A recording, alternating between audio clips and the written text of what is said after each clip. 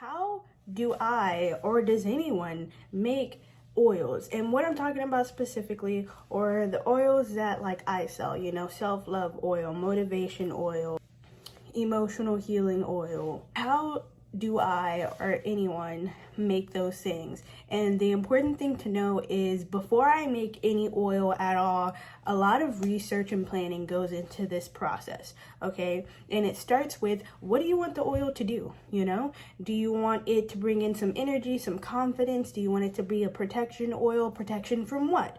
Sometimes the more specific you get, the better it works. If you leave a whole bunch of loose ends, it might not work exactly the way you want it to work, but it just starts off with, what do you want this oil to do?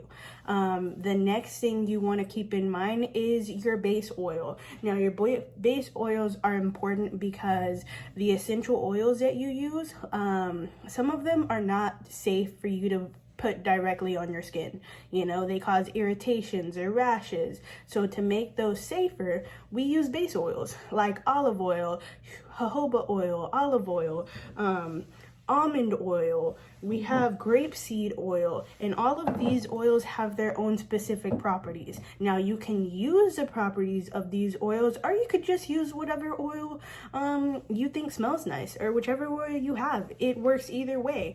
You could use olive oil. The thing about olive oil is very overwhelming. Like, yes, it's good for divination, it's good for protection, it's good for meditation, connecting with spirit guides. But if you want to have your oil smell like anything, olive oil overpowers all of those smells, and your oil just ends up smelling like olive oil.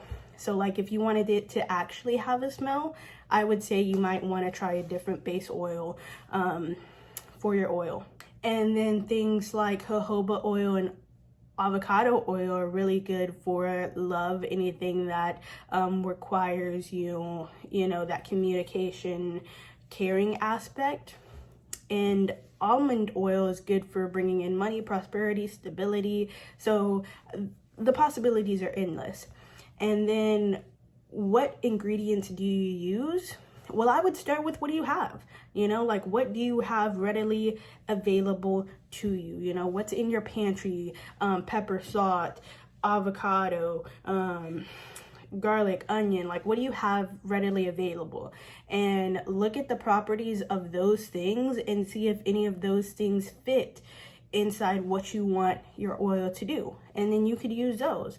And when you do that, I would also recommend doing some research on whatever ingredients you do use, just to make sure that they're safe. Make sure that they don't have any hazardous effects. Like, okay, is this safe for me to put on my skin in oil form?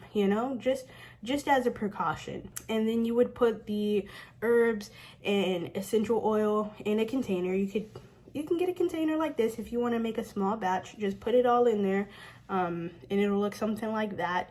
And once you do that, you could use it right then and there. You could call this ready. You could call this done. The thing about me is I like to let my stuff sit in there for a while, for like 4 weeks, just so that way it really absorbs all of those properties and energies. So like, when I make my oils, I make it in actually a big batch. I usually make it in like a mason jar like this. And I put all of the ingredients in there, and then I just let it sit for basically a month. And then once that's done, I drain it. And the purpose of me draining it is, if it's left too long with the ingredients in there, sometimes the oil can rehydrate and obtain some water, and then it'll go bad. It'll obtain mold. It'll spoil in a sense, and you don't want that to happen. So after a while, I will absolutely take these out, just because I don't want them to stay in there forever. But that's basically how you make an oil. You just, what do you want it to do? What do you have on you? What are the properties of the things that you have on you? And then throw it together, and boom, you got yourself an oil. Simple as that. Something that I recommend you do if you're thinking about starting to make oils is keep a list of the ingredients that you have in your home readily available and write down what their properties are. I recommend doing this in a book of shadows. I have a book of shadows. You can have either a hard copy one, a digital one, but keeping track of what you have and what those properties are, so that way when you're like, oh, I want to make this oil, you don't have to re-look up the properties of ingredients. You could just flip to whatever page it is and be like, oh, hey, here are the properties of roses or whatever. And the same thing for whatever oils you have. Like if you have essential oils, I would write down somewhere, what are the properties of these essential oils? Or what's the property of almond oil? And I would keep that in my notes for whenever I wanted to make any sort of oil, so that way I don't have to continuously be like, okay, now I have to relook this up, or I forgot that I used it for this, you know? It's really nice, keeps it handy, and it makes the whole process that much faster. So yeah.